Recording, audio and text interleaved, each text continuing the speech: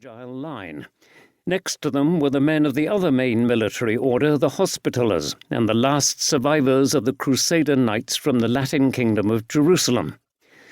Some of the brothers quietly mouthed a prayer to give them the strength and courage they needed.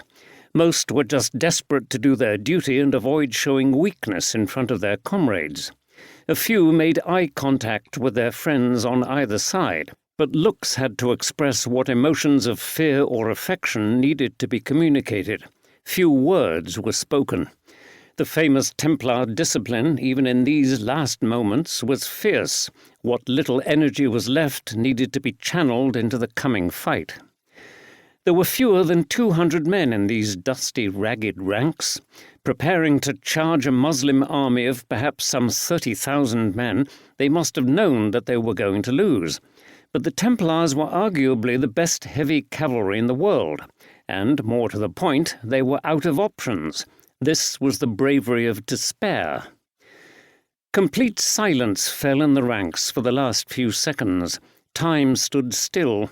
Then the standards signalled the order to charge. The tiny Crusader squadrons lurched forwards, heads down as they careered into a storm of arrows.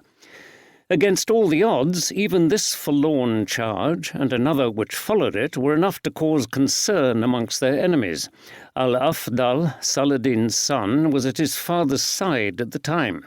He later spoke movingly to the historian Ibn al-Athir of their impact.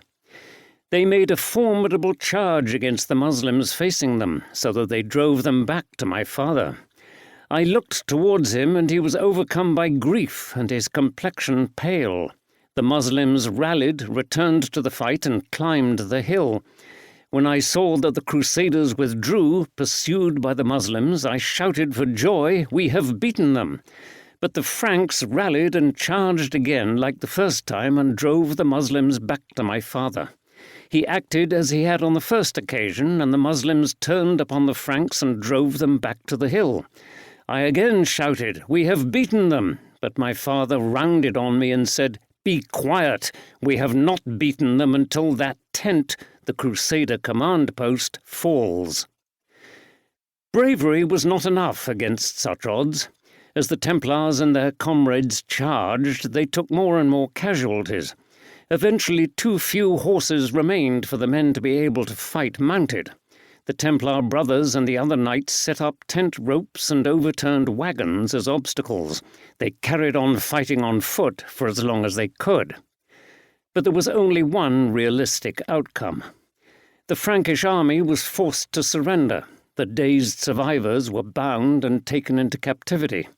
The courage of the Templars had made a huge impact on their enemies. There was one final and unwelcome backhanded compliment. Saladin decided that the British Templars and their comrades from the other European provinces must die because they were the fiercest fighters of all the Franks. The prisoners were executed on the battlefield. York, 1310. A different place, a very different story.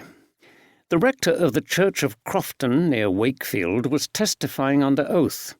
He said that he had heard, second-hand of course, that a Templar had confessed to having had sex with others from the order. Even more sensationally, the same brother knight revealed that he and his comrades had insulted and spat upon the crucifix.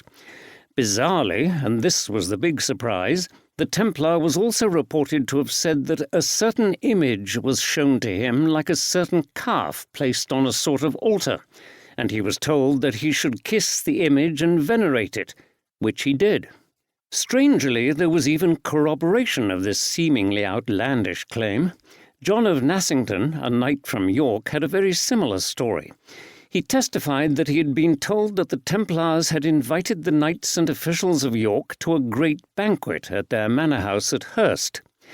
There they were told that many brothers of the said order had assembled there for a certain solemn feast that they used to hold, at which they adored a certain calf. And, as if to make an extraordinary anecdote even more lurid, the context from other witnesses made clear that adoring a satanic creature such as this involved kissing its anus. These two stories ostensibly have little in common. British Templars and